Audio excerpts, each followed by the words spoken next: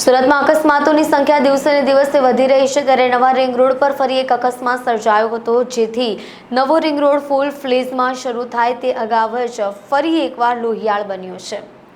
Ring road પર ફૂલ સ્પીડમાં જતી કારે અકસ્માત સર્જ્યો હતો। કારે બાઇકને અડફેટે લીધી હતી, જેથી બાઇક ચાલકનું ઘટના સ્થળે જ મોત નીપજ્યું હતું। સવારે 7:30 વાગ્યે નવા રિંગ રોડ પર વરિયાવને જોડતા 4 રસ્તા આગળ અકસ્માત સર્જાયો હતો। અકસ્માત કાર GJ5 RA 9851 અને બાઇક GJ5 FX 3075 વચ્ચે સર્જાયો હતો।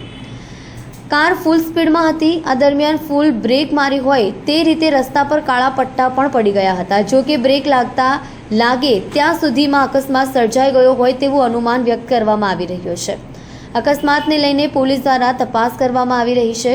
મૃતક રાજુભાઈ મધુભાઈ વેગડના કુટુંબી ભાઈ ગુલાબભાઈ વેગડે કહ્યું કે રાજુભાઈ વેગડ મૂળ ગોપાલ ગ્રામના વતની છે। સુરતમાં તેઓ વાળીના ચોક પાસે રહે છે। સવારના સમયે તેઓ નોકરી પર જતા હતા। આ દરમિયાન અકસ્માત થયો હતો અને અકસ્માતની જાણ થતાં જ અમે દોડી આવ્યા હતા।